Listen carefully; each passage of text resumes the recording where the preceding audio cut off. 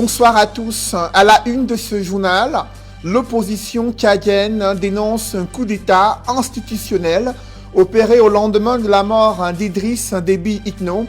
Elle rejette toute dévolution monarchique du pouvoir et met en garde les autorités françaises de ne pas s'immiscer dans les affaires internes du Tchad.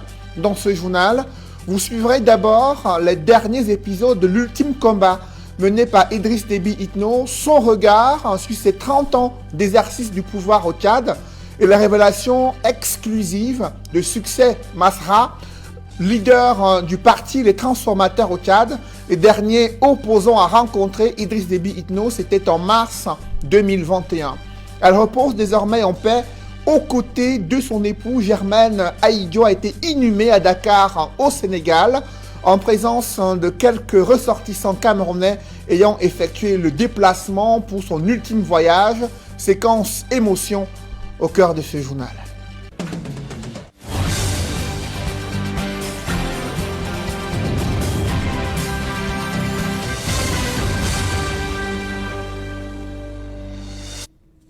Merci de suivre cette édition complète de l'information sur Equinox Télévision. Les derniers épisodes de l'ultime combat mené par Idriss Déby Itno suscitent un vif intérêt au sein de l'opinion publique internationale. Lui qui s'était rendu au front de guerre contre des colonnes de rebelles au nord du Tchad, espérant venir à bout comme à l'accoutumée durant ses descentes et son soutien apporté à l'armée tchadienne, les choses ne se sont pas passées comme d'habitude. Le récit de ces derniers moments, c'est avec Jean-Paul Chouniat. La certitude inébranlable de ces dernières heures dans l'actualité sociopolitique au Tchad, c'est la mort du chef de l'État Idriss Déby Itno. Idriss Déby Itno vient de donner son dernier souffle en défendant l'intégrité territoriale sur le champ de bataille. Mais les circonstances de sa disparition ne font pas l'unanimité au sein de l'opinion nationale tchadienne et à l'international. D'après la version officielle du porte-parole de l'armée tchadienne à la télévision nationale, le maréchal président Idriss Déby Itno a succombé à ses blessures subies par balle au champ de guerre contre une colonne de rebelles du Front pour l'alternance et la concorde au Tchad, venue de la Libye voisine. C'est avec une profonde amertume que nous annonçons au peuple tchadien le décès ce mardi 20 avril 2021 du maréchal du Tchad, Idriss Déby Itno, des suites de ses blessures au front. Ce douloureux événement intervient le jour de la proclamation des résultats provisoires de la CENI qui plébiscite le maréchal du Tchad à la magistrature suprême au premier tour de l'élection présidentielle. Des observateurs avertis de la scène politique tchadienne soupçonnent le camp présidentiel d'avoir exécuté Idriss Déby Itno. D'aucuns ont qualifié sans détour de coup d'État masqué cette élimination brutale du chef suprême de l'armée tchadienne. Des prises de position de certaines puissances étrangères renforcent davantage la thèse d'un assassinat avec la mise sur pied à la va-vite d'un conseil militaire de transition aux ordres du général de corps d'armée Mahamad Idriss Déby, le fils du défunt président qui a aussitôt suspendu la Constitution et toutes les institutions de la République.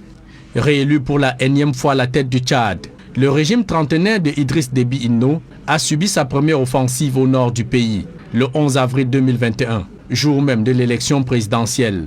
Les forces loyalistes dans leur riposte annonçaient avoir neutralisé les rebelles et détruit un important arsenal militaire. Le maréchal Idriss Déby Itno aurait-il brigué un mandat de trop qu'il a finalement emporté à la grande satisfaction de son propre camp? Le flou et le doute persistent toujours sur les circonstances exactes de la mort du président Idriss Déby Itno, maréchal du Tchad. Il y a 8 mois, il venait d'être consacré maréchal du Tchad. Idriss Déby Itno accordait alors une interview au journaliste Alain Foka. Durant l'entretien, il a fait le bilan de ses 30 ans d'exercice du pouvoir. Pour Idriss Déby Itno, il est une figure politique ayant contribué à la stabilité du Tchad. Il a reconnu de nombreuses de nombreux facteurs ayant favorisé les tentatives de coup d'État et les rébellions dans plusieurs localités de son pays. Il se montrait plutôt optimiste, présentant sa philosophie et sa politique économique. Morceau choisi d'une dernière interview du président Idriss Déby Itno, c'est avec Sylvestre Hippolyte Zangaou. Tout juste consacré maréchal, Idriss Déby Itno se confie à Alain Foka. Parmi les sujets abordés dans cet entretien avec le journaliste figure la situation politique au Tchad depuis la cession du pays à l'indépendance. 5 années après son indépendance, nous avons connu ce qu'on appelait en son temps, ou ce qu'on appelle aujourd'hui, la révolte des paysans, et qui a été à l'origine le départ en fait de la suite, tout ce que nous avions connu dans ce pays. Beaucoup d'années de guerre, le pays occupé par le Nord, une partie par la Libye, la naissance de multitudes de rébellions dans le pays, pour ne pas dire que couronné pendant 8 années d'une dictature tragique que le monde n'ait jamais connue. La dictature évoquée ici par Idriss Déby Itno est celle du régime d'Hissène Habré. À la question de savoir s'il n'est pas comptable de cette gouvernance, vu qu'il a servi sous Hissène Habré, Idriss Déby affirme qu'il avait plutôt choisi de rester du bon côté de l'histoire. Je suis un soldat, j'ai choisi le camp de Habré pour la simple raison que les autres tendances politico-militaires étaient avec l'occupant, la Libye qui occupait une partie du Tchad. Un soldat de formation, je ne peux pas être avec des gens qui sont complices avec un pays qui occupe une partie de notre territoire.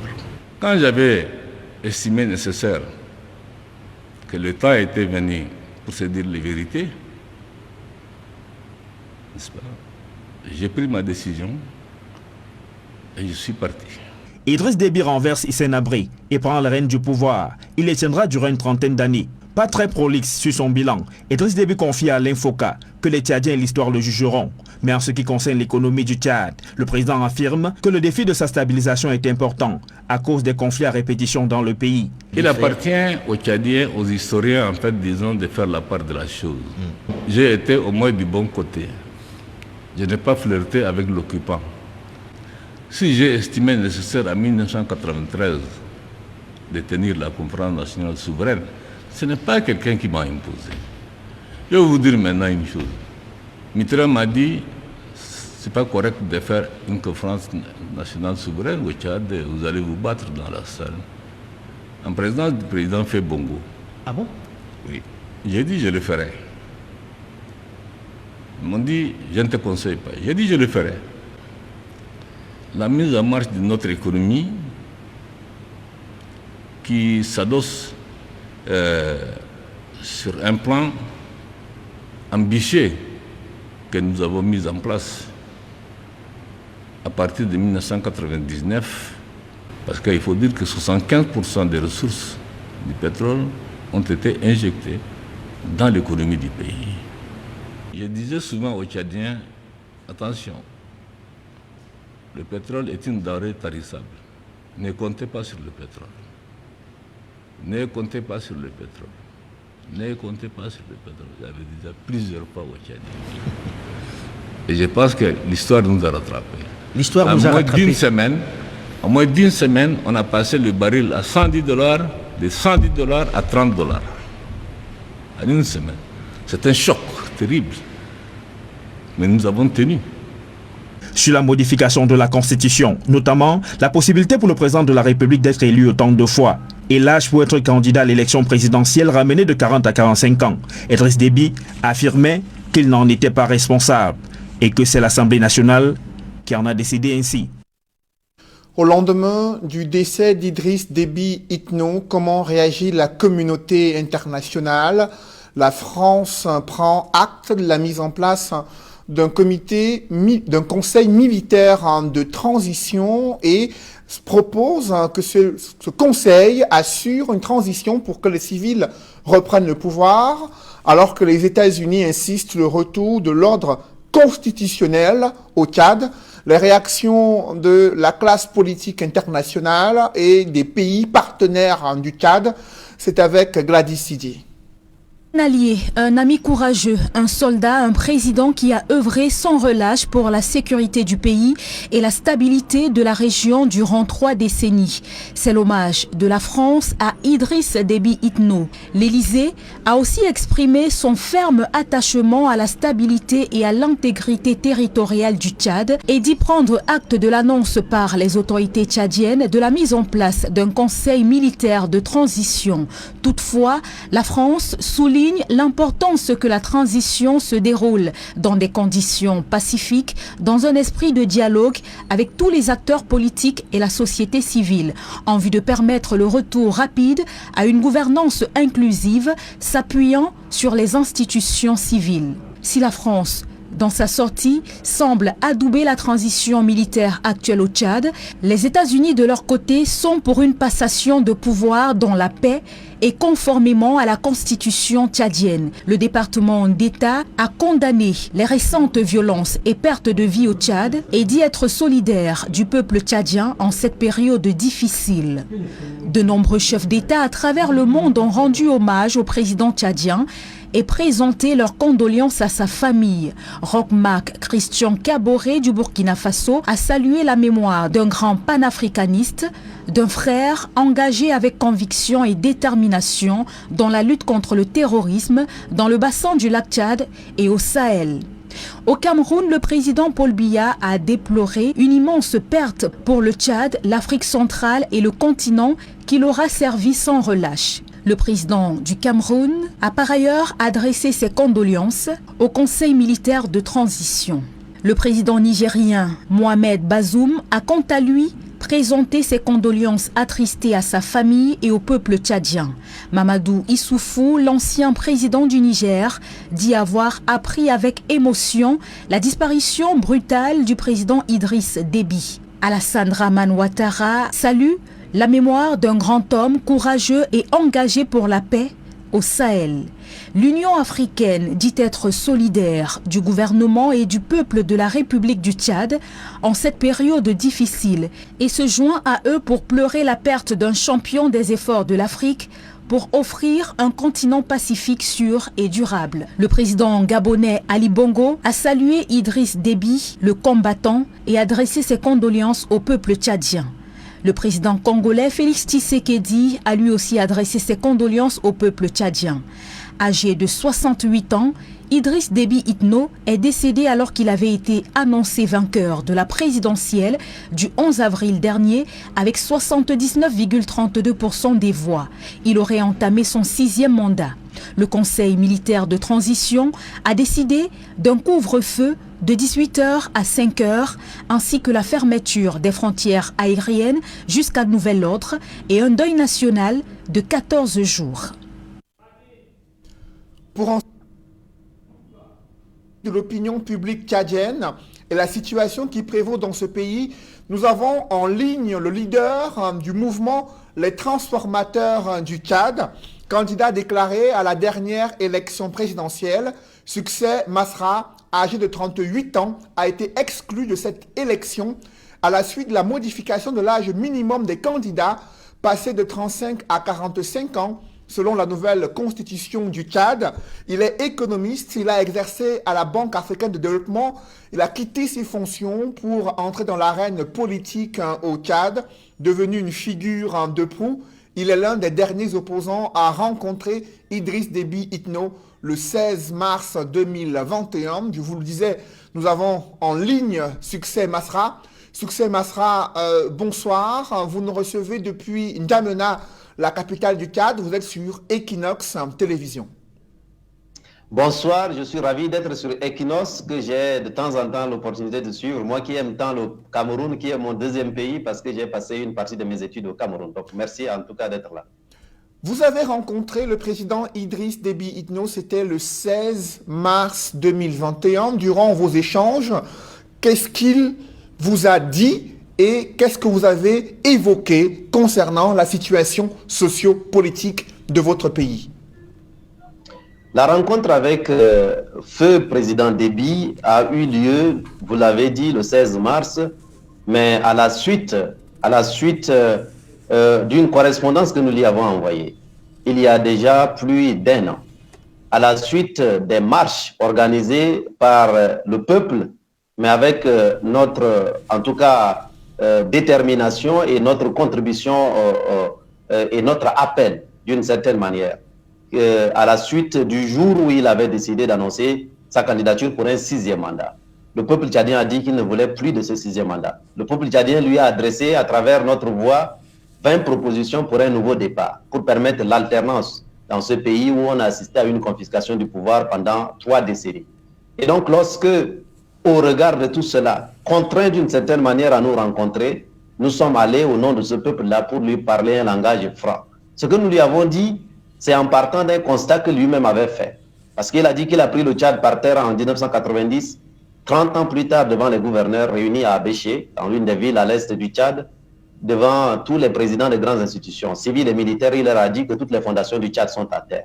Et donc, c'est de ce constat-là que nous sommes partis pour dire, vous êtes d'accord, nous sommes d'accord avec vous que toutes les fondations de la nation tchadienne sont à terre, il faut donc les relever. La meilleure manière de les relever, c'est de permettre à ce que des énergies nouvelles viennent aux commandes, non pas décrétées, mais choisies par le peuple dans un vote ouvert, inclusif, qui permettent ainsi que vous puissiez vous reposer et que le peuple tchadien choisisse ceux qui vont conduire le bateau Tchad à une prochaine destination. Et donc le moment est venu pour vous de vous reposer. C'est ça que nous lui avons dit, et que le 6e mandat était un mandat inopportun et que s'il s'entêtait, vu l'état de la situation du Tchad, avec des conflits, avec une espérance d'un peuple qui attend, avec des mouvements rebelles, etc., s'il forçait la chose, il allait finir par la petite porte. Nous aurions aimé ne pas avoir autant raison. Aujourd'hui, l'histoire est en train de nous donner raison.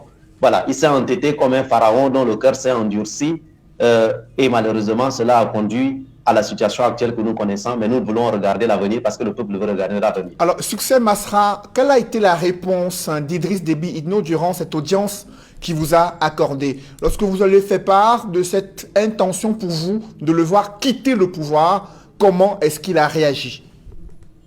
J'ai vu un homme qui était fatigué, un homme qui m'a signifié que le pouvoir était comme une cage dorée, qui ne se sentait plus en liberté, un homme qui a fini de dérouler son tapis et qui n'avait plus rien à proposer, mais comme par je ne sais plus quelle alchimie, j'ai vu quelqu'un qui avait peur de son avenir, qui se posait des questions de ce qui pourrait lui arriver, et je crois qu'il exprimait là peut-être aussi quelque chose que beaucoup de chefs d'État de la sous-région Afrique centrale notamment se posent comme question. Qu'est-ce qui va leur arriver une fois qu'ils ne seront plus au pouvoir? Nous avons donc essayé de le rassurer sur la possibilité qu'il sorte par la grande porte et le peuple tchadien pourra lui offrir une porte de sortie honorable. C'est une réflexion globale que nous devons mener. Mais il ne s'est pas opposé à cela, et c'est la preuve d'ailleurs qu'à la sortie de cela, je lui avais proposé que nous repartions vers les autres acteurs, parce qu'il nous a reçus comme président du parti Les Transformateurs à la suite d'une correspondance que nous lui avons envoyée pour lui parler de cet avenir-là. Sans lui, mais qu'il doit contribuer à cet avenir sans lui d'une certaine manière.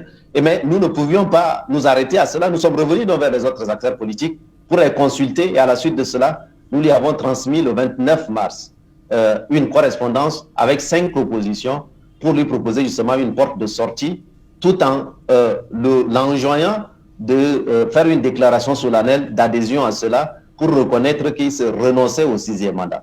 Et donc, il avait accepté le principe de la transmission de ce document et des propositions. Nous le lui avons envoyé, mais vous savez, les habitudes, on l'a peut-être dur, il a continué à faire sa campagne jusqu'à ce que, à la fin de tout cela, toute la coalition des opposants exclus à la fois du système politique, de la société civile crédible, nous avons fait une déclaration commune 2 jours avant son décès pour lui adresser, pour lui dire, comme le peuple tchadien, entre-temps, a boycotté l'élection présidentielle, il était temps pour lui d'en tirer les leçons et d'accepter de se reposer en organisant un dialogue. Faute de quoi, je crois que le pays risque de devenir ingouvernable. Il n'a pas voulu nous entendre.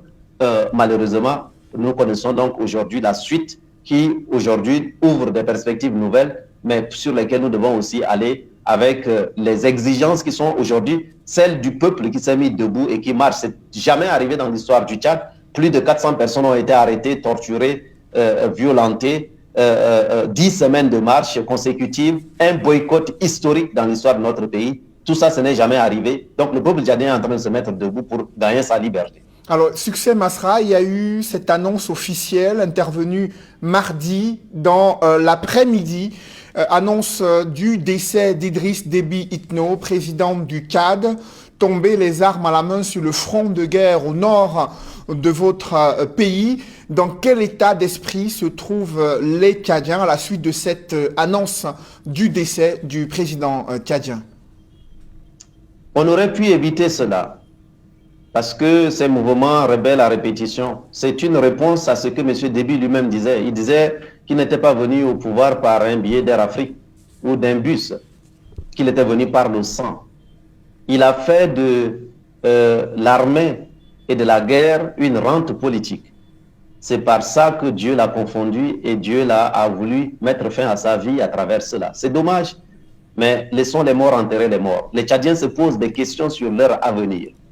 Et je crois que c'est ça. Ils se posent des questions sur leur avenir, sur ce qui va leur arriver, sur quel sera le type de leadership que nous allons pouvoir ensemble asseoir. Je crois que c'est ça, en tout cas, la préoccupation majeure. L'état d'esprit des Tchadiens, c'est l'état d'esprit des sentinelles, qui ont l'impression qu'on veut, d'une certaine manière, enlever leur espérance. On a voulu, les Tchadiens ont dit qu'ils ne veulent pas du système Déby. Le système Déby ne se résume pas à M. Déby. M. Déby, c'était le chef du système Déby.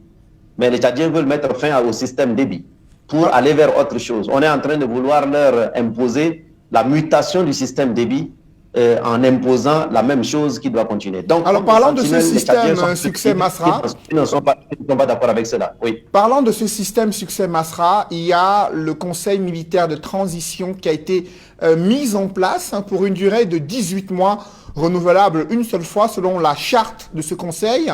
Également, c'est son fils, le fils du défunt président Idriss Déby Itno, le général Mahamat Déby Itno, qui prend la tête de ce conseil militaire de transition. Que pensez-vous de la démarche menée par ces officiels de l'armée tchadienne? C'est un coup d'État. Et comme c'est un coup d'État, est-ce qu'on est en train de dire qu'il n'y a pas de problème dans cette sous-région Afrique centrale, dans cette Afrique, si on organise un coup d'État? C'est un coup d'État dans la mesure où la constitution actuelle ne prévoit pas que ce soit l'armée qui prenne le pouvoir, dans les circonstances que nous connaissons là. Oui, cette constitution a ses limites, nous aurons l'occasion de revenir là-dessus, mais il faut partir déjà du minimum. Et constatant les limites, justement, un dialogue va nous permettre d'y ajouter ce qui manque, dans une intelligence collective, en réunissant tous les Tchadiens autour de la table de la discussion. Là est le chemin de l'avenir. Les Tchadiens ne veulent pas d'une transmission dynastique du pouvoir, même pas pour une minute, même pas pour une journée. Mais là, nous assistons à un double péché. Le premier, c'est déjà de violer la Constitution. Et le deuxième, c'est de remplacer le père par le fils. Quelle est la légitimité que M. Déby, fils, on est en train de remplacer le père, ça devient quoi? Au nom du père, du fils et sans le peuple, d'une certaine manière. Cela ne nous amènera évidemment nulle part. Ça, les Tchadiens n'en veulent pas. Donc, cette violation de la Constitution est inacceptable. Cette transmission dynastique qu'on est en train de vouloir, à travers ça, créer un précédent. Demain, M. Biya va mettre Franck là-bas. Ensuite, Théodorine va être mis en Guinée équatoriale. Et ensuite, on va mettre Denis Christel et on va mettre qui encore au Gabon, le fils de l'autre. Donc, est-ce que c'est ça que nous voulons dans cette Afrique centrale? Nous aurons l'occasion de peut-être de revenir là-dessus. Mais du coup, les Tchadiens, ce qu'ils veulent, c'est une transition par des Tchadiens, par des civils tchadiens, à l'issue d'un dialogue, et le rôle de l'armée, qui a d'ailleurs beaucoup de choses à faire et qui ne doit pas être embrouillé par les paiements des salaires, embrouillé par l'électricité, embrouillé par... Non, l'armée a du travail à faire sur le terrorisme, sur la sécurité des Tchadiens. Et donc, l'armée doit être au-dessus de tout cela, de la mêlée, être comme une sorte un peu de sentinelle qui doit observer. Monsieur Déby, fils, qui est en réalité plus jeune que nous a dépêché un émissaire, nous lui avons dit cela. Nous allons lui dire. Alors, vous parlez, je vous en prie, Succès Masra, doivent être décidés à l'issue d'un dialogue auquel tous les Tchadiens doivent prendre part. Là est le chemin de l'avenir. Et tous ceux qui veulent continuer le système Déby vont finir par la petite porte, comme le père l'a été. Et j'espère que le fils et tous ceux qui l'entourent ne vont pas être des sans-esprits qui voudraient accompagner un système pareil qui va aller vraiment vers l'impasse politique. Alors, Succès Masra, vous venez de déclarer que le général Mahamat Déby, président du Conseil militaire de transition, a envoyé un émissaire vous rencontrer. Quel était l'objectif, le message de cet émissaire et comment avez-vous réagi pour que l'opinion publique camerounaise, de la communauté de la CEMAC et internationale qui vous suivent sur Equinox puisse être mieux édifiée? Je lui ai dit ce que j'ai dit à son père. Voyez-vous, j'ai eu l'occasion d'aller le dire. Et donc, c'est que l'exclusion, l'injustice, la confiscation du pouvoir, qui devient une sorte de bundukrasi. Bunduk, chez nous ici, ça veut dire l'arme.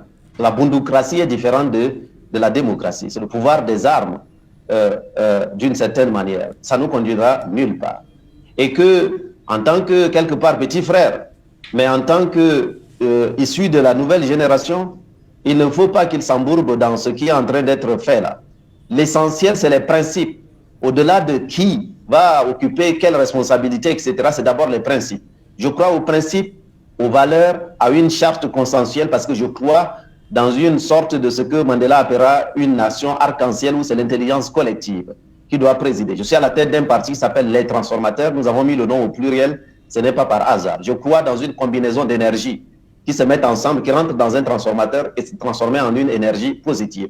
C'est ça l'esprit qui nous guide. Donc, moi, je crois que le rôle de l'armée, c'est d'accompagner une dynamique civile à laquelle nous devons nous associer tous en nous asseyant à la table de la discussion. Donc, la première chose à faire, c'est ce dialogue que nous devons convoquer. Et ce qui avait été prévu dans la Constitution pour assurer l'intérim, il doit pouvoir convoquer ce dialogue pour que nous y ajoutons les intelligences pour définir la suite. Quelle doit être la durée de la transition? Pourquoi 18 mois? Pourquoi pas 12 mois et 6 mois?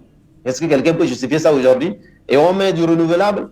Et ben, à la veille de la fin de la du premier renouvellement, donc après 3 ans, on peut créer une situation de crise et dire que voilà encore une situation exceptionnelle qui nécessite qu'on puisse proroger, non? Vous voyez, on a déjà été habitué à ça. Et les Tchadiens ont été habitués très souvent à la confiscation du pouvoir par l'armée. Durant les 61 années, on n'a jamais assisté à une alternance démocratique. C'est ça que nous avons dit à Déby fils, qu'il doit rentrer dans l'histoire en étant le tout premier à organiser. Il n'a pas voulu entendre, il a fini par la petite porte.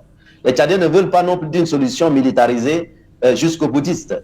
Entre les deux, c'est la solution de l'intelligence par un dialogue où on met toutes les énergies ensemble et on définit les piliers de la séparation des pouvoirs, de l'équilibre des pouvoirs, de l'indépendance, de la limitation du nombre de mandats, des mécanismes colonnes vertébrales sur lesquels plus personne ne reviendra. Là est le chemin d'avenir et tout le monde a sa place là-dessus. Mais nous ne devons pas décréter les gens parce qu'ils seraient issus d'une famille qui serait une famille aryenne ou je ne sais plus quoi, issus d'une race aérienne, si je puis m'exprimer, et qui aurait le droit. Et voyez-vous, l'ironie de l'histoire, c'est que on a voulu imposer le fils qui a 37 ans. Il est plus jeune que moi. Justement, Succès Masra, votre sentiment, Succès Masra, votre sentiment en observant que le fils d'Idriss Déby Itno, désormais président du Conseil militaire de transition, soit votre cadet, alors que vous avez été exclu du dernier processus électoral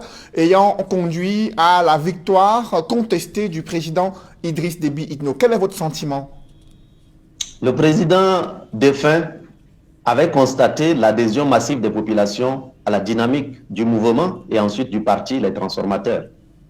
Et il n'avait pas d'autre argument pour nous éliminer de la vie publique. Il nous a fait approcher par des émissaires pour nous proposer des postes. D'abord le Premier ministre que nous avons décliné, ensuite le vice-président que nous avons décliné, parce que nous avons dit que nous ne sommes pas candidats à un poste nominatif. Nous avons déjà eu à faire notre carrière à l'international, dans des postes sur concours. Nous sommes rentrés au pays pour servir le pays et nous sommes candidats à la présidence de la République.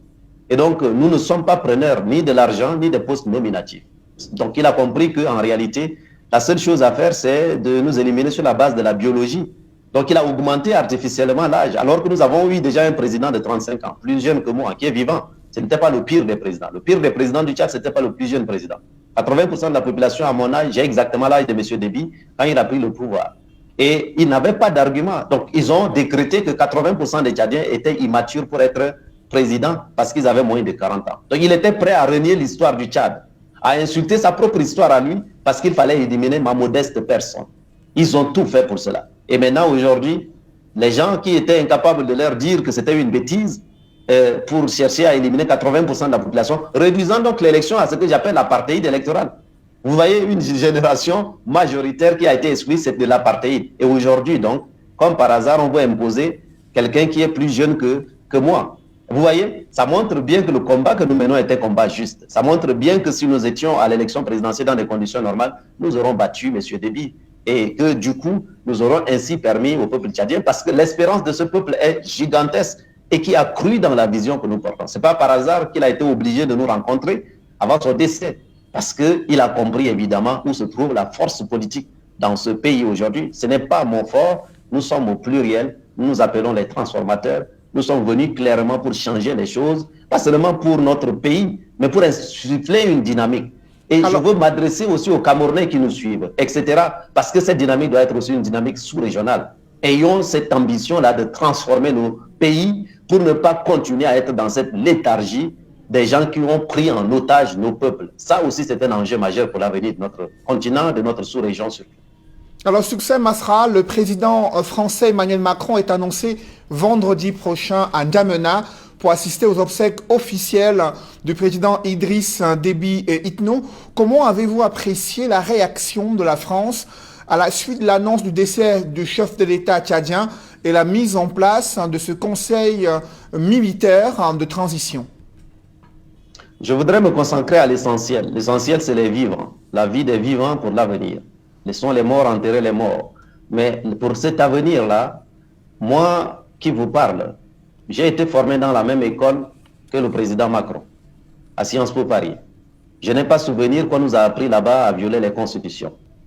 La France, dite pays des droits de l'homme, peut-elle prendre acte d'un coup d'État qui consacre la transmission dynastique d'un pouvoir? M. Macron est de notre génération. Et beaucoup d'Africains, d'une certaine manière, peut-être à tort d'ailleurs, ont pensé que la jeunesse de son âge pouvait lui donner une sorte un peu de, je dirais, un peu de flexibilité. La France est en train de faire une erreur. Il y a une nouvelle génération d'Africains. Regardez à travers le continent. J'ai parlé à des amis comme Ousmane Sonko au Sénégal et les autres. Nous avons mis sur pied l'interafricaine progressiste. Il y a un mouvement pro-africain, pro-tchadien, pro-camerounais, pro-sénégalais, qui veut travailler avec la France pour l'avenir, mais qui veut dépoussiérer les relations qui ont toujours été entachées d'une considération de nos peuples, non, plutôt de nos territoires. La France doit apprendre à ne plus considérer les pays avec lesquels il a eu une relation historique comme des simples territoires. Et j'ai rappelé à travers une correspondance que j'avais adressée d'ailleurs au président Macron, parce que M. Déby, avant de mourir, a dit aux Tchadiens qu'il voulait s'arrêter à 2 mandats, mais c'est la France qui l'a obligé en lui envoyant un constitutionnaliste qui a modifié la constitution pour l'imposer. Donc le 3e mandat, le 4e et le 5e, c'est un bonus de la France, dit-il. Et j'ai dit au président Macron que le 6e mandat, les Tchadiens n'en veulent pas. Donc il n'a qu'à dire à Déby, si Déby est en train de mentir, qu'il nous le dise. Mais si Déby disait une vérité, ce n'est pas grave. Mais nous voulons regarder l'avenir sur de nouvelles bases. Le Tchad, mon pays, c'est un point majeur, a été le tout premier à répondre à l'appel du général de Gaulle pour venir à la rescousse de la France qui, à l'époque, était acculée par les nazis. Ce Tchad-là qui avait répondu là, avait des soldats qui étaient braves. Ces soldats n'avaient pas été formés par M. Déby. Indexer la relation d'un pays sur un homme, c'est la pire des bêtises. Et je n'ose pas croire que M. Macron n'a pas l'intelligence de comprendre ces choses, mais ils sont en train de manquer le coup et ils ont laissé des gens qui sont les premiers organisateurs du sentiment anti-français. C'était M. Déby qui était le premier à organiser le sentiment anti-français. La meilleure manière de poursuivre ce sentiment anti-français, c'est de laisser un autre M. Déby remplacer le père par le fils. Et donc la France s'est précipitée pour prendre acte. Prendre acte de quoi? Du coup d'État? Prendre acte de la transmission dynastique du pouvoir? Je vous dis, je tombe des nues. Et donc je crois que c'est fondamental de lire l'histoire, mais de lire surtout l'avenir. Nous sommes une nouvelle génération. Nous autres, nous avons été formés par les mêmes écoles. Et croyez-moi, je n'étais pas dernier à Sciences Po Paris. Voyez-vous? Et j'ai comme ça dans mon équipe des gens qui ont fait partout. Nous avons fait Harvard, Oxford, Sciences Po, les Polytechniques, Saint-Cyr, West Point, etc. Dans les mêmes meilleures écoles que eux. Et on vient nous dire dans notre pays, d'ailleurs, la France a été silencieuse lorsque j'ai été éliminé injustement de la possibilité d'être candidat. Aujourd'hui, ils adoubent quelqu'un qui est plus jeune que moi d'une certaine manière, et je crois qu'ils ont encore le temps de revenir en arrière. Vous savez pourquoi? Parce que même déjà entre hier et aujourd'hui, on a dit qu'on avait dissous le gouvernement. Aujourd'hui, on vient de dire qu'on a remis le gouvernement. J'espère que demain, on va dire qu'on a dissous le Conseil militaire de transition. C'est ça la voie de l'avenir. Donc, s'il veut venir aux obsèques entre deux larmes qui seront versées, je veux qu'ils se souviennent de cela. Je souhaite au nom de ce peuple tchadien-là qu'ils se souviennent de cela. Au nom de ces nouvelles générations qui ont été formées même dans les mêmes endroits que lui, qu'ils se souviennent de cela. Ce que nous sommes en train de dire, c'est la cristallisation de la colère. Je connais mon peuple et mon peuple est très en colère. Donc ceci est une dynamique qui est une dynamique sous-régionale, continentale, et la France doit plutôt avoir des amis qui sont des peuples. La France ne peut pas perdre un ami à travers M. Déby. La France doit se préoccuper de perdre un ami à travers le peuple tchadien. Là est l'enjeu pour l'avenir. Et c'est à l'aune de cela que nous allons, en tout cas, regarder et observer. Donc, le Tchad est en train d'observer la France. C'est une dernière observation d'une certaine manière. C'est cette nouvelle génération abondante qui le fait, en tout cas. Merci pour cette réaction. Succès Masra, leader du mouvement des transformateurs du Tchad. Vous êtes l'un des derniers leaders politiques à rencontrer le président Idriss Déby Itno. C'était le 16 mars 2021. Réaction exclusive sur les antennes d'Equinox Télévision. À présent, les images de cette inhumation de Germaine Aïdio aux côtés de son défunt époux. D'abord, vous le voyez, le cortège funèbre à Dakar, la mobilisation de quelques ressortissants camerounais. Ils ont fait le déplacement pour l'accompagner à sa dernière demeure, des Camerounais résidant au Sénégal et à Dakar, la capitale sénégalaise. Ils sont venus l'accompagner à sa dernière demeure et sa tombe située juste à côté de celle de son époux, le premier président de la République du Cameroun, Amadou Ahidjo. Vous le voyez comment des gens se mobilisent pour porter sa dépouille afin de procéder à l'inhumation. C'était cet après-midi à Dakar au Sénégal. Des Camerounais qui se sont réunis pour rendre un dernier hommage à Germaine Aïdio. La famille du premier président de la République du Cameroun a reçu les condoléances du président Paul Biya et son épouse. Nous y reviendrons. Mesdames, messieurs, c'est la fin de ce journal. Juste après cette édition de 20h, retrouvez Serge Alain Rotou et ses invités pour le débrief du journal sur le plateau d'Equinox Soir en direct de Yaoundé.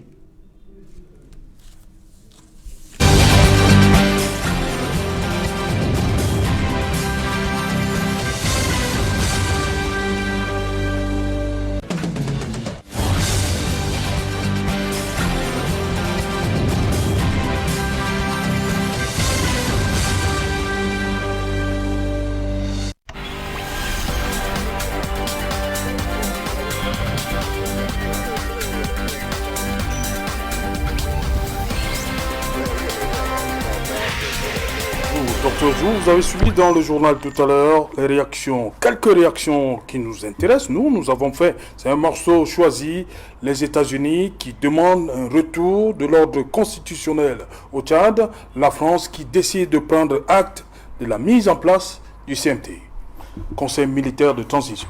Réaction. Tout à fait, on ne peut qu'attendre cela des États-Unis, de savoir qu'un pays qui a une constitution n'a qu'à la respecter. Et la Constitution a des dispositions qui prévoient que si un tel événement arrive, voilà ce qui va se passer. Mais si c'est juste pour faire du make-up, du maquillage institutionnel que l'on prévoit ces choses, il n'y a pas de sincérité. Il n'y a pas de sérieux entre les acteurs et même les populations ne font pas confiance à leurs dirigeants. Donc, et c'est pour cela que j'insistais sur la place des institutions, la solidité des institutions, parce qu'elle est gage de la stabilité politique. Bon, je ne sais pas si on reviendra sur ce que cela a comme impact pour le Cameroun actuellement. Non, ça, c'est une autre émission. Bon, je vais quand même profiter pour dire, parce que nous sommes des Camerounais, pour dire que actuellement le Cameroun est en train de traverser une crise humanitaire qui risque de s'exacerber. Une crise humanitaire dans le sens où nous avons plus de 350 000 déplacés internes, ça sont les chiffres du MINAT en 2018, internes du fait de la guerre de Boko Haram. Plus de 160 000 déplacés internes du fait de la guerre au nord-ouest et au sud-ouest. Je parle des chiffres de 2018 du MINAT. Et si il s'ajoute que cette instabilité qui est en train de s'annoncer, puisque finalement l'incertitude fait que les populations évacuent, ne serait-ce que N'Djamena. Nous savons que les populations ne font que descendre du côté de Kousséri parce qu'elles ne sont pas rassurées, parce que le lendemain présage, reflète une guerre terrible, puisque quand un conseil militaire de transition arrive aux affaires et qu'il y a une rébellion qui de l'autre côté dit qu'elle n'entend pas, et qu'il y a une faction dans l'armée même qui dit à la transition militaire, au conseil militaire de transition, que cela ne présage rien de bon, c'est un conflit armé qui est en train de s'annoncer. Le Cameroun va encore accueillir toutes ces personnes, alors que nous savons que sur le plan économique, même ça ne va pas. Nous sommes sous assistance avec la Covid, avec nos propres problèmes. Je crois que le Cameroun, peut-être je le dis naïvement, mais je crois quand même que le Cameroun devrait jouer son rôle de locomotive de l'Afrique centrale, ne serait-ce que locomotive naturelle. Il aurait fallu que le leadership camerounais arbore sa tenue de locomotive réelle pour que cette situation-là n'aille pas vers où nous sommes en train de la voir aller là. Olivier dit, succès Masra, qu'on a vu dans le journal tout à l'heure, est président du parti des transformateurs au Tchad. Il n'a malheureusement pas pu participer à la présidentielle du 11 avril dernier. Pour lui, le 6e mandat qui a porté Idriss Déby à la tête du Tchad était le mandat de trop. C'est votre avis? Effectivement, c'était le mandat de trop. On peut le dire objectivement, mais si on s'en tient... Il a quand même été élu à 79%. Oui, je dis qu'on peut le dire si on s'en tient objectivement à la Constitution qui prévoyait que Idriss Déby pouvait se représenter. Mais c'était un mandat de trop sur le plan opérationnel. Il faut savoir que les Tchadiens en en avaient déjà marre d'Idriss Déby. Beaucoup de Tchadiens... Mais tant que la Constitution lui permet de se présenter. Oui, la Constitution lui permet de se présenter, mais le véritable problème, c'est que il ne peut pas. Idriss Déby, c'est lui-même qui choisit qui est son opposant. Quand vous êtes dans une situation où c'est un adversaire politique qui doit le challenger à une élection présidentielle, quand vous êtes dans une situation où les candidats de l'opposition, les candidats concurrents, parce que je n'aime pas beaucoup le mot opposition, les candidats concurrents sont enlevés en pleine campagne électorale, vous pensez que cela peut amener des gens à aller voter étant contents? Ils ne peuvent pas aller voter étant contents. Donc ce mandat, c'était un mandat de trop. Idriss Déby avait entraîné le pays dans un régime militaire où il régnait quasiment le hop-high. J'ai des amis tchadiens qui nous disent qu'au Tchad, il arrivait que les membres du clan Idriss Déby viennent enlever ou tuer des citoyens impunément. Vous voyez, dans ce type de fonctionnement, on ne peut qu'aboutir soit à l'assassinat du président, soit alors à une désaffection totale, un abandon total de la chose politique à celui qui croit avoir le pouvoir. Donc pour moi, c'était un mandat de trop pour plusieurs raisons. La première raison, c'est que Idriss Déby n'était plus capable d'assurer la stabilité aux Tchadiens. Et lui-même, Masla Succès l'a dit tout à l'heure, que lui-même, à un moment donné, manifestait l'envie de partir. Mais on dirait qu'il était captif de son clan qui tire forcément des ficelles dans la gouvernance chaotique que lui-même a contribué à instaurer au Tchad. C'était effectivement un mandat de trop qu'il ne fallait justement pas. Parce que le résultat, il est là aujourd'hui. Idriss Déby a été assassiné. Et comme je l'ai dit dans mon propos liminaire, Idriss Déby ne pouvait pas avoir été assassiné par les membres, les rebelles. parce qu'en tant que chef de guerre, il bénéficiait d'un véhicule hautement blindé, il bénéficiait d'une garde rapprochée qui était debout et d'une armée qui était en première ligne. Et donc, pour qu'on arrive à atteindre un chef de guerre de ce niveau-là, il fallait être dans la maison, et c'est ce qui s'est passé. Et cela arrive parce que justement lui-même n'était plus aimé. Et la désaffection avec Idriss Déby, il faut le dire, vient du fait que dans son propre camp, il avait voulu un de ses cousins.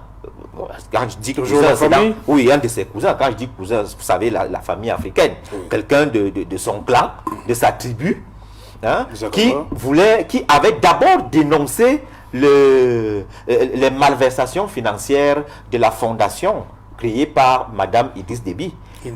Voilà. Maintenant, la première des choses, c'était ça. La deuxième des choses, c'est que le gars a osé se présenter à l'élection contre Idriss Déby. Et ce qui s'est passé, c'est que Idriss Déby avait voulu le contraindre à... D'abord, il avait voulu l'arrêter. Et maintenant, l'escouade qui était allé l'arrêter n'a pas pu. La maman de ce gars est morte. À partir de là, il y a eu une scission dans le clan Idriss Déby. Il y avait d'un côté ceux qui le soutenaient, encore de l'autre côté ceux qui étaient contre. Et on peut comprendre que si l'ennemi a réussi à infiltrer sa garde rapprochée, on peut donc comprendre qu'il y a eu une désaffection, il y a eu un rejet total, au point où ce 6e mandat était effectivement de trop.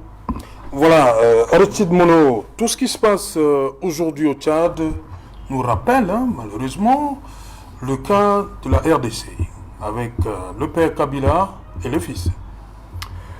C'est pratiquement... Est-ce que, avec ce qui a annoncé au nord du Tchad, le fait, ça peut se passer de la même chose au Tchad, c'est-à-dire qu'on a vu en RDC, le fils quand même, il a pu tenir jusqu'à la passation avec Tshisekedi, transition politique, c'est ce qu'on appelle pacifique, c'est comme ça qu'on a appelé là-bas, en RDC. Est-ce que ce scénario peut se produire au Tchad? C'est-à-dire que le fils peut être président du Tchad, avec cette rébellion qui s'annonce. Vous savez, les États africains, les États entre guillemets, les quasi-États africains sont pratiquement des Siamois. Et tout simplement parce qu'ils partagent une même mère qui s'appelle la France.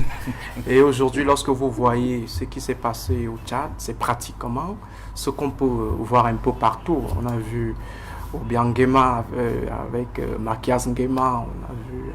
Donc ce sont tout simplement des choses qui se répètent. En fait, on est dans Mathias Nguema, c'était son oncle. Voilà, donc vous voyez que nous sommes tout simplement dans la routinisation d'une habitude qui est en train de prendre corps, qui grandit depuis les indépendances, ainsi de suite. Lorsque vous regardez, parce que quand je parle des États siamois, regardez, je ne suis pas un spécialiste de la musique, mais regardez un peu la redondance des hymnes nationaux. Vous avez l'impression que c'est pratiquement les premières gammes de la Marseillaise.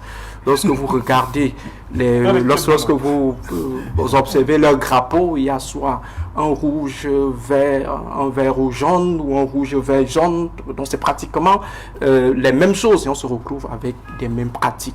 Donc on n'est pas, je ne serais pas surpris de voir le fils de Bongo, de Idriss Déby, devenir président. D'ailleurs, il est déjà président de la République parce que il a commencé à recevoir sa constitution, il a dit bien dans sa constitution qu'il est président de la République. Il a dit dans sa charte que désormais c'est lui qui promulgue les lois. Donc je pense qu'il n'y a plus autre chose à ajouter.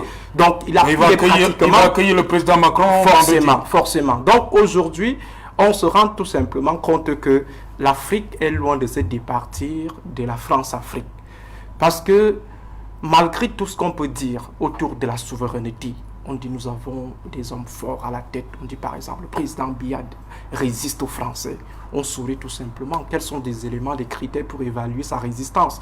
Étant donné qu'on a des éléments plausibles qui prouvent que nous ne sommes pas encore sortis de la France-Afrique. On vous dit le président équato-guinéen est en train de faire la grosse tête face à la France, mais vous ne pouvez rien faire parce qu'économiquement, vous ne tenez pas. C'est la France qui vous défend. Militairement, c'est la France qui est obligée de venir de temps en temps vous apporter une certaine aide. C'était le cas du Tchad. Donc aujourd'hui, je pense que l'office qui arrive, clan 7 ans, déjà le commandant de la garde présidentielle, je me demande quels sont les critères qui ont présidé au choix de ce jeune homme. Et la nomination est discrétionnaire. Hein. Effectivement, on peut... Idriss Déby Itno avait peut-être plus confiance en son fils qu'aux autres. Comme il pouvait également le nommer comme potentiel successeur au cas où les choses tourneraient au gramme. Donc je pense qu'aujourd'hui, ce qu'il faut plutôt faire en tant qu'Africain, c'est de pleurer l'Afrique. Même si Macron aujourd'hui semble beaucoup plus pleurer que nous autres, parce qu'il arrive rapidement, et pourtant au niveau de la sous-région, les gens ne pleurent pas trop. On n'a pas vu des présidents de la sous-région annoncer leur présence au Tchad pour aller pleurer leurs frères. Mais Macron, il est plus affecté, il semble beaucoup verser des larmes que nous autres Africains, et c'est soupçonneux parce qu'on se dit que au-delà de tout, les papis de l'Afrique centrale estiment qu'il n'y a vraiment pas grand-chose à tirer de cette histoire, alors que la personne qui tire des réels bénéfices de la situation tchadienne aille tout simplement pleurer son mort. Donc Macron est en train de pleurer son mort, et je pense seulement que je suppose, je présume qu'il va également assumer la responsabilité du chaos au Tchad, parce qu'au-delà de la responsabilité des peuples africains, il y a la responsabilité de la France. Un jeune homme de moins de 42 ans, je pense qu'il a quel âge Macron, 42 ans ou 43 ans, un jeune homme qui commente des gens dont la moyenne d'âge est autour de 80, 70 ans. Donc vous voyez tout simplement que l'Afrique a encore du chemin devant elle, surtout l'Afrique francophone. Et cela part du fait que le pouvoir en Afrique francophone ne vient pas du peuple. Lorsque le pouvoir est bâti sur le peuple, quelle que soit la puissance du néocolon, on va se retrouver dans une situation de la résistance de Ho Chi Minh, c'est-à-dire la guerre d'Indochine, où le peuple va défendre. Mais du moment où le pouvoir ne vient pas du peuple, ça vient plutôt de la France, ça vient plutôt des cercles ésotériques qui sont tenus par la France. Forcément, le peuple ne trouve pas un intérêt particulier à défendre celui qui est attaqué par la France. On laisse nos papis faire face à la France, et c'est comme ça que la France les fait et les défait. Donc aujourd'hui, je pense que pour nous autres Africains, il faut peut-être regarder cette situation avec beaucoup de condescendance, parce que M. Idriss Déby fondamentalement n'a pas travaillé, ne s'est pas mis à l'œuvre pour offrir au Tchad des institutions qui puissent survivre à sa modeste personne, mais il faut reconnaître intérieurement que l'Afrique doit procéder à une certaine introspection, l'Afrique centrale. Et la situation au Tchad, comme le relevait tout à l'heure Dr Zou, cette situation-là va forcément impacter plusieurs pays de la sous-région, tout simplement parce que la position stratégique du Tchad fait en sorte que moindre déstabilisation, tous les pays sont touchés. C'est le Tchad qui est en liaison avec le Sahel, c'est le Tchad qui est en liaison avec le Soudan, c'est le Tchad qui est en liaison avec la Libye, et on sait bel et bien pour ce qui est du cas de Boko Haram que Kousséri, de Boko Haram au Cameroun, Kousséri a été la capitale logistique de Boko Haram. Et lorsqu'on voit la position de Kousséri et N'Djamena, forcément, les mouvements venaient plutôt du côté du Tchad.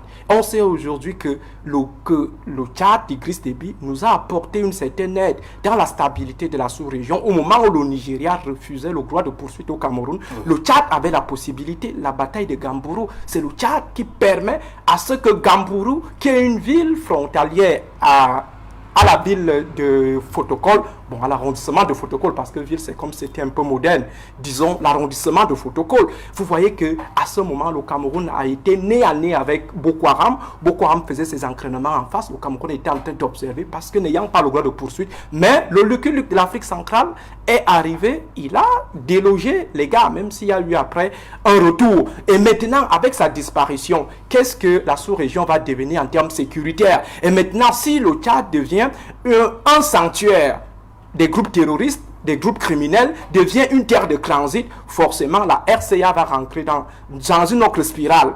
d'insécurité, le Cameroun pourra également connaître un regain de Boko Haram parce que le Tchad ne pourra plus contenir ces transhumants qui viennent du Soudan, qui viennent peut-être de la Libye. Je pense qu'il ne faut pas voir cette situation comme si c'était une affaire totalement du Tchad. C'est une affaire de l'Afrique et surtout de l'Afrique centrale. Voilà, Dr Zou, dans cette situation, tout ce qui se joue actuellement au Tchad, qu'est-ce qui vous dérange le plus? C'est le fait que ce soit le fils d'Idriss Déby Itno qui remplace son père dans un pays où les institutions sont censées fonctionner normalement. En fait, c'est le patronyme qui dérange.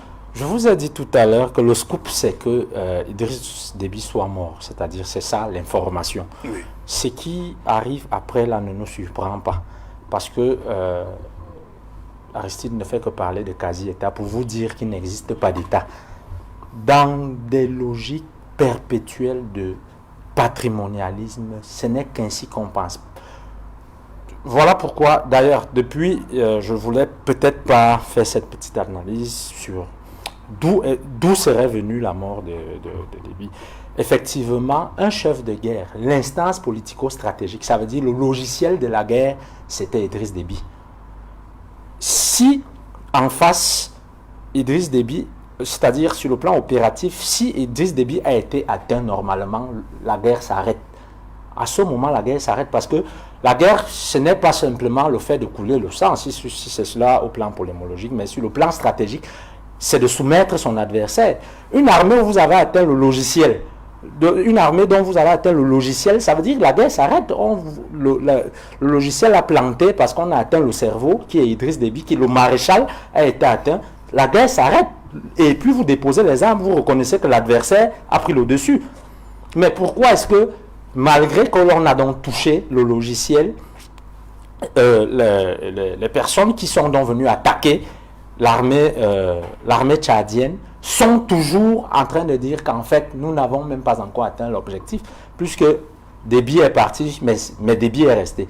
Alors, est-ce que l'enjeu n'était effectivement pas pour ceux qui veulent garder le pouvoir, parce que je soupçonne davantage que c'est un clan qui est aux affaires et qui a fait Déby prisonnier de leurs propres intérêts, de façon à ce que c'est toujours le mot Déby le nom Déby qui est un trait d'union et qui fait un consensus. Suivez mon regard, lorsqu'à un moment donné, on nous fait comprendre au Cameroun que Paul pourrait partir, mais Franck est là. Le trait d'union, c'est le nom de famille, c'est le patronyme là. Effectivement, ça reste un levain de conflit dans nos pays. Et là, je parle même de toute l'Afrique centrale. Parce que vous parlez tout à l'heure de Massias Nguema, Obiangema Ali Bongo, qui vient après, Omar Bongo. Et on sait qu'après, Obiangema, son fils est en train d'être préparé. C'est un levain de guerre. C'est des facteurs conflictogènes permanents. Et c'est pour ça que je parlais de la circulation même de l'élite. Comment est-ce qu'on va construire une élite? Lorsqu'on parle de l'alternance, on veut une démocratie. Comment est-ce qu'on va construire une élite circulaire, construire des classes alors que une classe moyenne, alors que c'est les mêmes personnes qui restent là de père en fils, ça devient des monarchies et ça crée une saturation de frustration au cœur des populations, mais pas seulement au cœur des populations, c'est aussi des ponts pour la main étrangère. En fait, la main étrangère, si vous voulez, on parle beaucoup de la France depuis là, ne peut que défendre ses intérêts et profite de la situation que vous-même vous créez.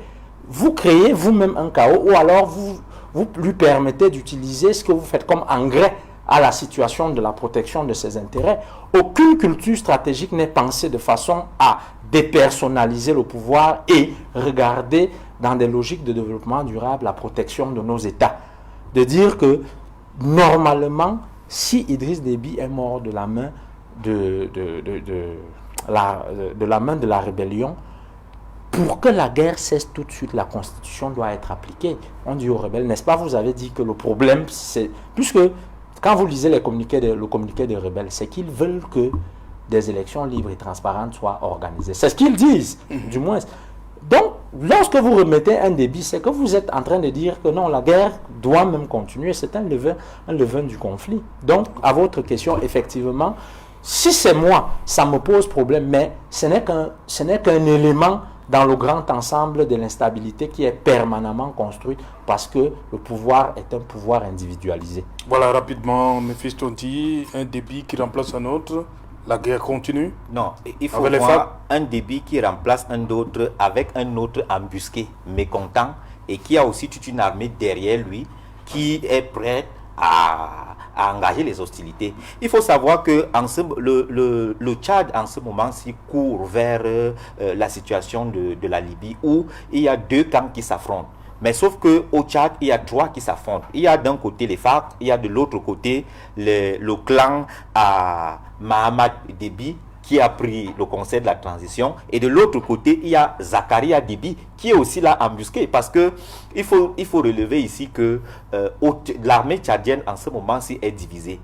Il y a une partie qui conteste la paternité de Mahamat en disant que ce n'est pas le fils légitime de Déby et que s'il faille parler de succession, ce n'est pas lui qui doit le remplacer. Et de l'autre côté, il y a Zakaria. C'est-à-dire que... Donc, vous voyez que voilà en réalité les éléments de configuration de la lutte pouvoiriste qui se peaufine. Parce que après l'inhumation de Déby, vous allez entendre des armes vont encore crépiter davantage, peut-être même plus qu'au moment où Idriss Déby était là.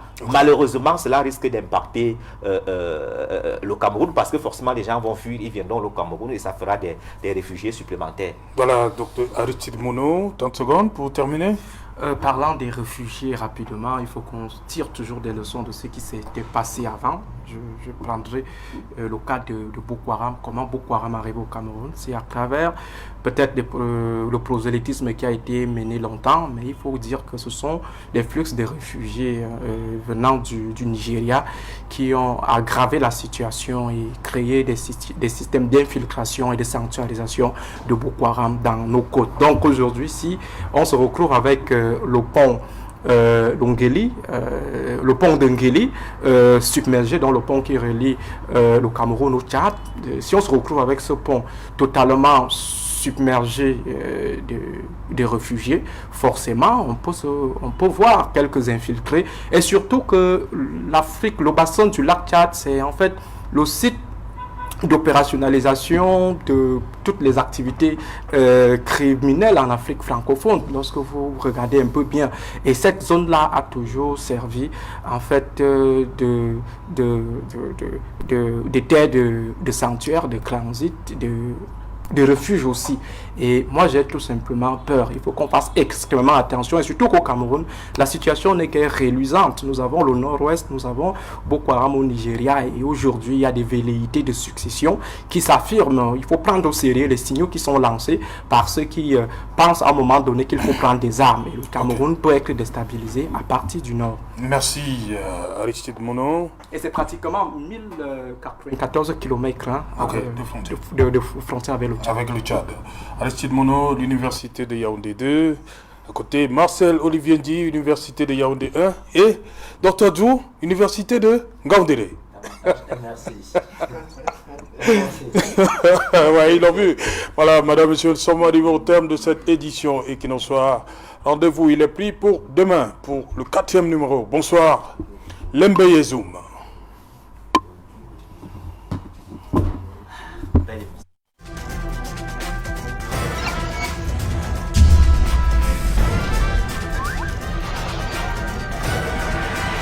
Equinox Télévision, au-delà de l'image, nous rendons compte.